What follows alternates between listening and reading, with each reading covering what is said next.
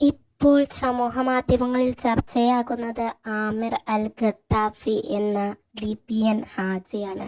അദ്ദേഹം തൻ്റെ ഹജ്ജിനായി പുറപ്പെടുകയും എന്നാൽ ലിബിയയിലുള്ള എയർപോർട്ടിൽ വെച്ച് യാത്രയ്ക്കായി പുറപ്പെടുമ്പോൾ തൻ്റെ പേരിൻ്റെ അവസാന ഭാഗത്തുള്ള ഖത്താഫി എന്ന പേരിൽ ചില ബുദ്ധിമുട്ടുകൾ നേരിടുന്നത് മൂലം അദ്ദേഹത്തിനെ കൂട്ടാതെ വിമാനത്തിന് പുറപ്പെടേണ്ടി വന്നു.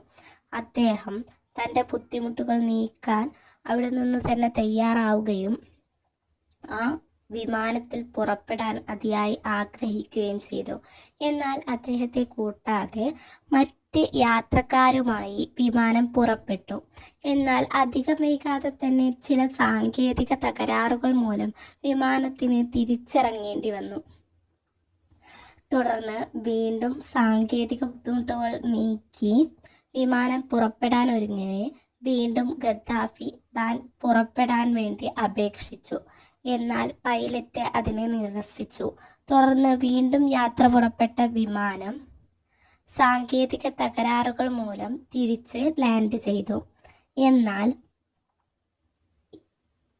അടുത്ത തവണ സാങ്കേതിക തകരാറുകൾ നീക്കി പുറപ്പെടുന്ന വിമാനത്തിലെ പൈലറ്റിന് യാത്രാശങ്കയുണ്ടായി. ഇനിയും ഖത്താഫിയെ കൂട്ടാതെ പുറപ്പെട്ടാൽ തങ്ങളുടെ യാത്ര മുടങ്ങുമെന്ന് തോന്നിയ പൈലറ്റ് അദ്ദേഹത്തെയും കൂട്ടി പുറപ്പെടാൻ ഒരുങ്ങി. തീർച്ചയായും ആമിർ അൽ ഖത്താഫി പറഞ്ഞതുപോലെ എൻ്റെ നിയ്യത്ത് വളരെ വിശുദ്ധമാണ്, അതുകൊണ്ട് ഞാൻ അവിടെ എത്തിച്ചേരും എന്ന് പറഞ്ഞതുപോലെ അദ്ദേഹത്തെ അവിടെ എത്തിക്കപ്പെട്ടു.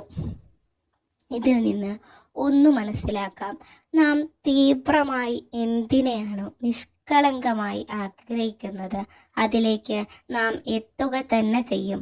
അതിൻ്റെ അടയാളമാണ് ആമിർ അൽ ഖത്താഫി.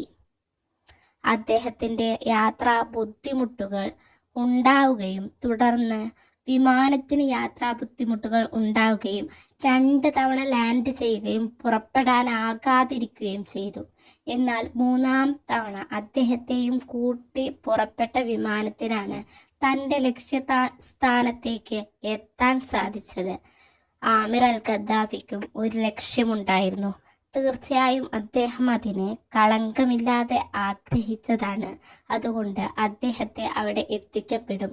ആ പുണ്യഭൂവിലേക്കുള്ള യാത്ര അത്രയധികം മനസ്സിൽ കണ്ട് തൻ്റെ ആഗ്രഹത്തിന് വേണ്ടി പരിശ്രമിച്ച് അതിനു വേണ്ടി തയ്യാറായി പുറപ്പെട്ടതാണ് ആമിർ അൽ ഖത്താഫി.